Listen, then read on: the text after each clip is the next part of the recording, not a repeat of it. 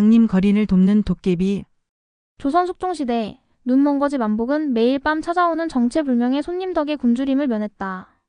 밤마다 따뜻한 식사와 이야기를 나누는 두 사람. 그러나 마을 사람들은 만복이 미쳤다고 수군댔다.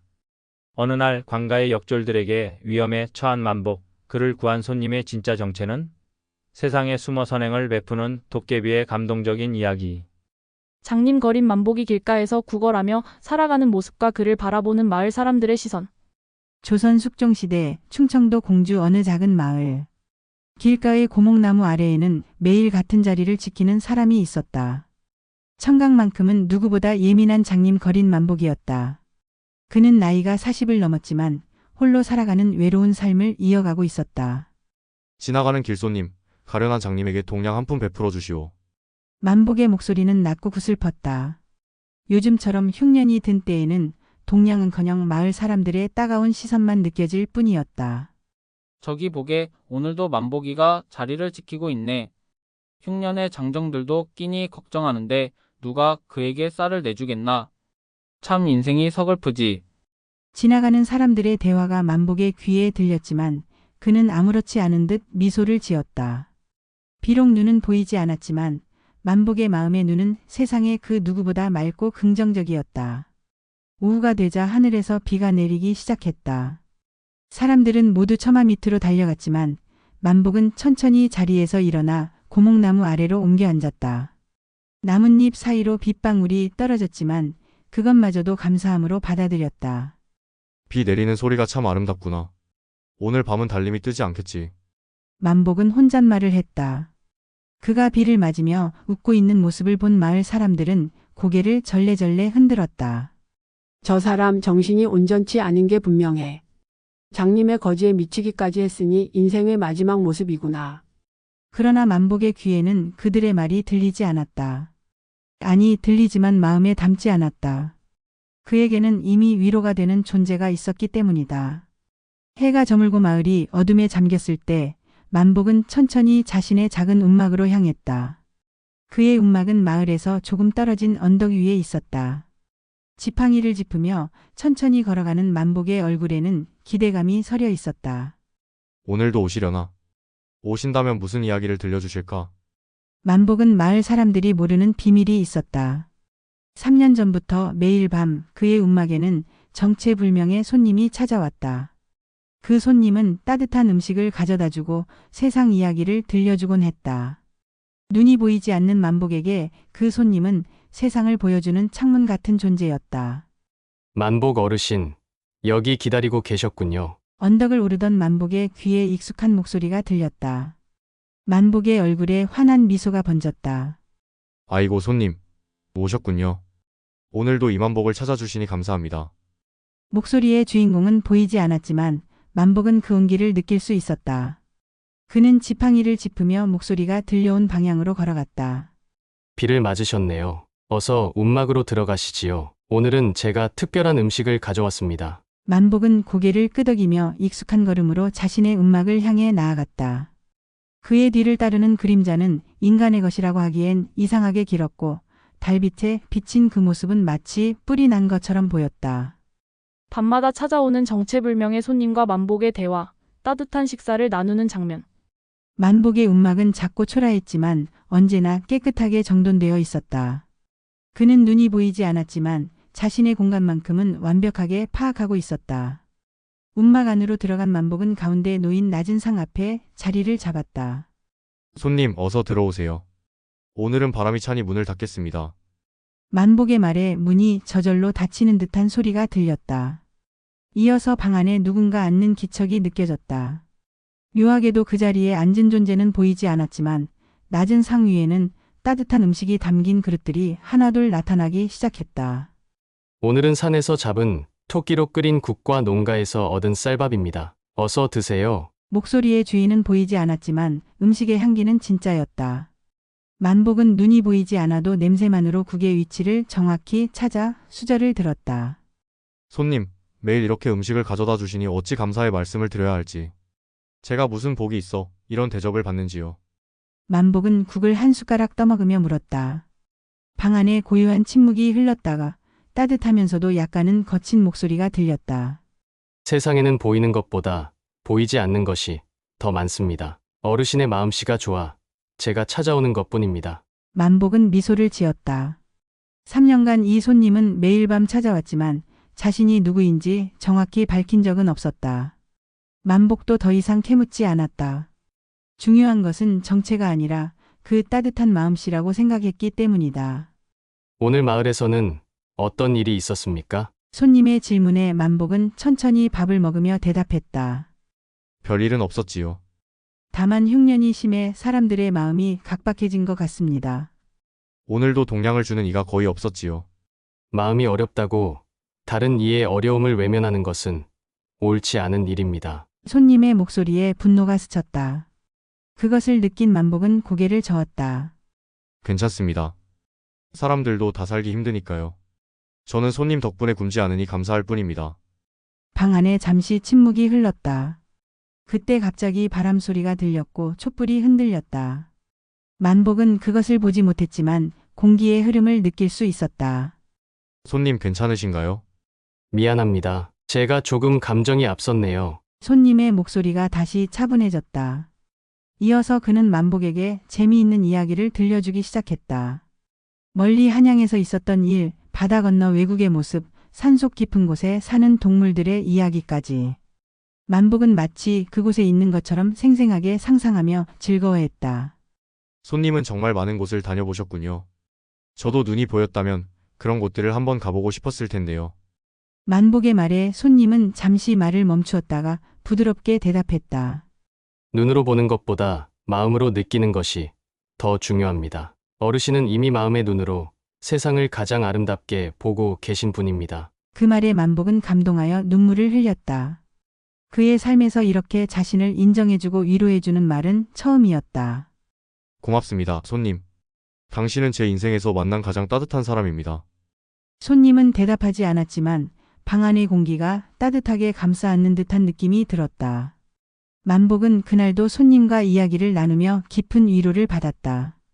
식사를 마치고 이야기를 나눈 후 만복은 피곤함에 눈을 감았다.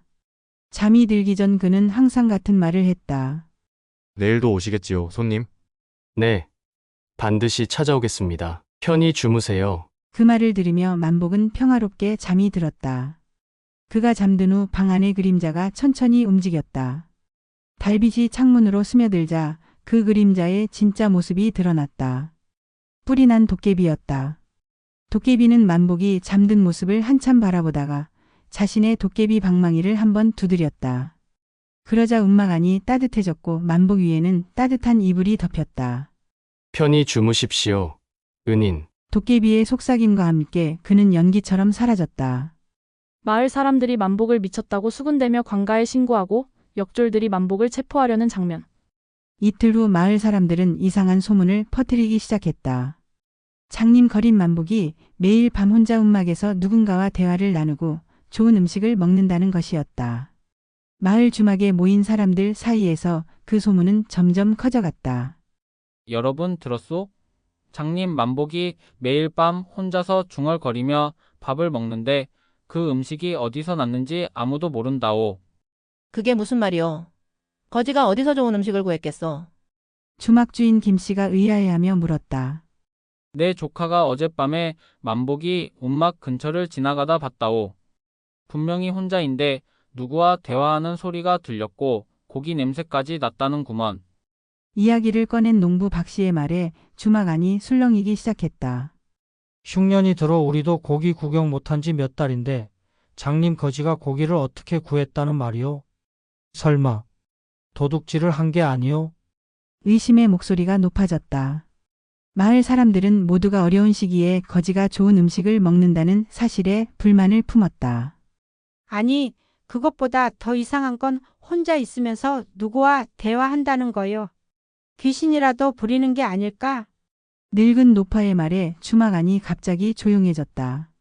조선시대에 귀신이나 요괴를 부린다는 것은 매우 심각한 혐의였다. 정말 그럴지도 모르겠어. 요즘 만복이가 혼자 있으면서도 웃고 누군가와 대화하는 모습을 몇 번 봤소.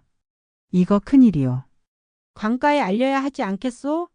요괴를 부리는 자가 마을에 있다면 우리 모두가 위험할 수 있어. 마을 사람들의 공포와 의심은 순식간에 번져나갔다. 그들은 만복이 요괴나 귀신을 부려 음식을 얻고 있다고 확신했다. 다음 날 아침 관아의 포졸들이 만복의 움막으로 향했다. 그들은 마을 사람들의 신고를 받고 요괴를 부리는 죄인을 체포하러 온 것이었다. 만복은 평소처럼 고목나무 아래에서 구걸하고 있었다. 그는 포졸들의 발소리를 듣고 고개를 들었다. 누구십니까? 만복이라는 자가 내냐? 네, 제가 만복입니다만. 무슨 일로 오셨습니까? 만복은 심상치 않은 기운을 느꼈다. 포졸들의 목소리에는 차가움이 묻어 있었다. 내가 매일 밤 요괴를 부려 음식을 얻고 있다는 신고가 들어왔다. 우리는 너를 체포하러 왔다. 만복은 깜짝 놀라 일어섰다. 그의 얼굴에 당혹감이 가득했다. 요괴라니요? 그런 것이 아닙니다. 제게는 친구가 있어 매일 밤 음식을 가져다 주는 것뿐입니다. 친구, 너 같은 장님 거지에게 무슨 친구가 있다는 것이냐? 거짓말 마라. 포졸 중 하나가 만복의 멱살을 잡았다. 만복은 공포에 떨며 해명하려 했지만 아무도 그의 말을 들으려 하지 않았다. 제발 믿어주십시오. 제 친구는 좋은 분입니다. 그는 단지 저를 도와주는 것뿐입니다. 그 친구라는 자의 정체가 무엇이냐? 왜 아무도 본 적이 없는 것이냐? 만복은 말문이 막혔다. 그도 자신의 밤 손님의 정체를 정확히 알지 못했기 때문이다. 저도 잘 모릅니다. 하지만 악한 존재가 아닙니다. 제발 믿어주십시오. 포졸들은 만복의 말을 코웃음치며 그를 끌고 가기 시작했다. 마을 사람들은 그 광경을 멀리서 지켜보며 수군거렸다. 과연 요괴를 부리는 자였군. 불쌍한 장님이라 생각했는데 알고 보니 무서운 자였네. 만복은 절망적인 상황에서 하늘을 향해 외쳤다. 손님 도와주세요. 제발 진실을 알려주세요. 그 순간 하늘이 갑자기 어두워졌고 이상한 바람이 불기 시작했다. 마을 사람들과 포졸들은 공포에 질려 주위를 둘러보았다. 이게 무슨 일이지? 바람이 점점 강해지면서 나무들이 휘청거렸다. 그리고 만복의 앞에 연기가 피어오르더니 한 형체가 나타나기 시작했다. 위기에 처한 만복을 구하기 위해 도깨비가 정체를 드러내는 순간과 마을 사람들의 충격. 마을 사람들과 포졸들이 보는 앞에서 연기가 소용돌이치며 한 형체가 나타났다. 붉은 빛을 띤 얼굴에 뿔이 난 키 큰 존재, 바로 도깨비였다. 그의 손에는 도깨비 방망이가 들려 있었고 눈에서는 불꽃이 일렁였다.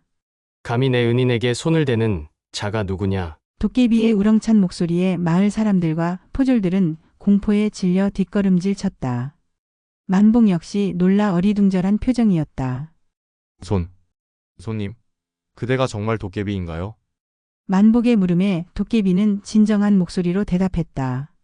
그렇소, 만복 어르신. 제가 3년간 찾아뵙던 그 손님이요. 이제 더 이상 숨길 이유가 없어. 진짜 모습을 드러냈소. 포졸들은 겁에 질려 떨고 있었지만 그중 우두머리가 칼을 빼들며 외쳤다. 요괴다. 모두 물러나라. 나라의 이름으로 너를 찾겠다. 도깨비는 코웃음을 치며 방망이를 한번 두드렸다. 그러자 포졸의 칼이 순식간에 꽃으로 변했다. 마을 사람들은 경악했고 포졸들은 더욱 공포에 질렸다. 나는 이 어르신을 해치려는 것이 아니오. 그저 은혜를 갚고 있을 뿐이오. 도깨비의 말에 만복이 놀라 물었다. 은혜라니요? 제가 언제 도깨비님께 은혜를 베풀었단 말입니까? 도깨비는 만복에게 다가가 그의 어깨에 손을 얹었다. 그 순간 만복의 머릿속에 30년 전의 기억이 떠올랐다. 30년 전, 당신이 아직 눈이 보였을 때 기억하시오? 깊은 산 속에서 상처 입은 여우를 구해준 적이 있지요. 만복은 서서히 기억을 더듬었다. 그가 젊었을 때 사냥꾼들에게 쫓기던 늙은 여우를 숨겨준 일이 있었다. 그 여우의 눈빛이 인간처럼 영특했었다. 그 여우가 당신과 무슨 관계가? 그 여우는 내 어머니였소. 천년을 산 여우가 도깨비로 변하려던 참이었는데 당신이 목숨을 구해주셨지요. 어머니는 결국 도깨비가 되지 못하고 세상을 떠났지만 임종 직전 나에게 당신의 은혜를 갚으라는 유언을 남기셨소. 마을 사람들은 도깨비와 만복의 대화를 듣고 점점 경악했다. 포졸들도 이제는 두려움보다 호기심으로 그들을 바라보았다. 그런데 왜 제가 장님이 된 후에야 찾아오셨나요? 그전에는. 도깨비는 깊은 한숨을 내쉬었다. 도깨비법에 따르면 은혜를 갚을 때는 은인이 가장 어려울 때 나타나야 하오. 당신이 눈이 멀고 거지가 되어 가장 힘들 때를 기다렸던 것이오. 그리고 솔직히 말하자면 도깨비는 인간 세상에 쉽게 모습을 드러낼 수 없소. 당신이 장님이 되어서야 비로소 정체를 숨긴 채 찾아갈 수 있었소. 만복의 눈에서 눈물이 흘렀다. 그것은 슬픔의 눈물이 아니라 감동의 눈물이었다. 30년 전 작은 선행이 이렇게 돌아올 줄이야. 정말 감사합니다, 도깨비님. 도깨비는 만복의 손을 잡고 마을 사람들을 향해 돌아섰다. 그의 눈빛은 이제 분노보다 슬픔이 더 컸다. 보시오, 여러분. 이 어르신은 30년 전 한 생명을 구하기 위해 자신의 안위를 돌보지 않았소. 그런데 여러분은 어떻소? 그저 굶주린 장님이라고 외면하고 심지어 요괴를 부린다며 해코지하려 했소. 진정한 요괴는 누구요? 인간의 모습을 한 여러분인지 아니면 도깨비 모습의 나인지. 도깨비의 말에 마을 사람들은 부끄러움에 고개를 숙였다. 포졸들도 이제는 칼을 내려놓고 움직이지 않았다. 이 어르신과 나는 이제 이곳을 떠나려 하오. 더 이상 여러분의 냉대를 받으며 살 이유가 없소. 하지만 기억하시오. 세상에는 보이는 것보다 보이지 않는 선행과 악행이 더 중요하다는 것을. 도깨비의 말이 끝나자 갑자기 강한 바람이 불었다. 마을 사람들이 눈을 감았다가 다시 떴을 때 도깨비와 만복은 이미 사라진 후였다. 도깨비와 만복이 함께 마을을 떠나 새로운 삶을 시작하는 장면. 도깨비의 방망이 덕분에 만복과 도깨비는 순식간에 깊은 산속 작은 오두막으로 이동했다. 그곳은 도깨비가 오랫동안 준비해온 은신처였다. 나무로 지은 아담한 집이었지만 안은 놀랍도록 아늑하고 따뜻했다. 여기가 어디인가요? 만복은 주변을 더듬으며 물었다. 도깨비는 그를 방 안으로 안내했다. 이제부터 우리가 살 곳이오. 마을에서 멀리 떨어진 산속이라 아무도 우리를 찾지 못할 것이오. 도깨비의 말에 만복은 고개를 끄덕였지만 그의 표정에는 여전히 걱정이 서려 있었다. 도깨비님 정말 감사합니다만 저 같은 장님은 산속에서 어떻게 살아갈 수 있을까요? 게다가 도깨비님께 계속 부담을 드리는 것 같아 마음이 편치 않습니다. 도깨비는 만복의 앞에 무릎을 꿇고 앉았다. 그리고 주머니에서 작은 병을 꺼내 만복의 손에 쥐어주었다. 어르신, 이것은 천년 묵은 산삼으로 만든 약이오. 이것을 마시면 당신의 눈이 다시 보일 것이오. 만복은 깜짝 놀라 병을 쥔 손이 떨렸다. 정말인가요? 제가 다시 볼 수 있다니. 네. 어르신께서 저에게 베푸신 은혜에 비하면 작은 보답이지만 이것이 제가 드릴 수 있는 선물이오. 만복은 감격에 겨워 눈물을 흘렸다. 그는 조심스럽게 병 뚜껑을 열고 약을 마셨다. 약은 쓴맛이 강했지만 만복은 한 방울도 남기지 않고 다 마셨다. 잠시 후 놀라운 일이 일어났다. 20년간 어둠 속에 있던 만복의 눈에 빛이 들어오기 시작한 것이다. 처음에는 흐릿한 형체만 보였지만 점점 선명해졌다. 그리고 마침내 만복은 눈앞에 있는 도깨비의 모습을 볼 수 있었다. 보입니다. 정말 보여요. 만복은 흥분하며 주위를 둘러보았다. 오랜만에 보는 세상은 그에게 신선한 충격이었다. 그리고 그의 시선이 도깨비에게 고정되었다. 당신이 도깨비님이시군요. 도깨비는 부끄러운 듯 고개를 숙였다. 붉은 얼굴에 뿔이 난 그의 모습은 사람들이 두려워하는 모습이었지만 만복의 눈에는 그저 고마운 친구로 보일 뿐이었다. 제 모습이 무섭지 않으신가요? 무서울 리가요. 당신은 제게 세상에서 가장 아름다운 존재입니다. 만복의 진심 어린 말에 도깨비의 눈에도 눈물이 맺혔다.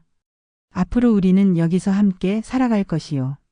제가 산에서 약초를 캐고 사냥을 하면 어르신은 집을 지키고 음식을 준비하는 것이 어떨까요? 물론 어르신이 원하신다면 마을로 돌아가실 수도 있소. 만복은 고개를 저었다. 아닙니다. 저는 도깨비님과 함께 여기서 살고 싶습니다.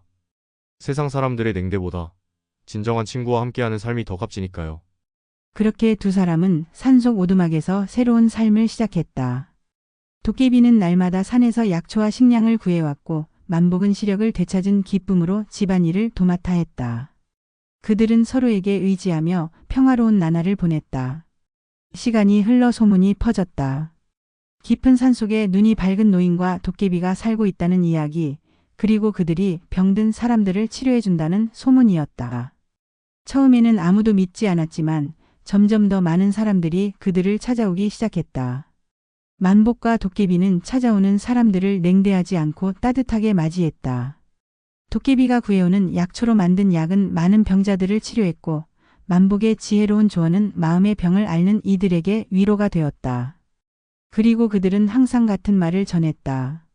세상에는 보이는 것보다 보이지 않는 것이 더 중요합니다. 작은 선행이 언젠가 큰 행복으로 돌아올 것입니다. 이것이 바로 장님 거린과 도깨비의 이야기, 세상에 숨겨진 선인들의 진정한 모습이었다.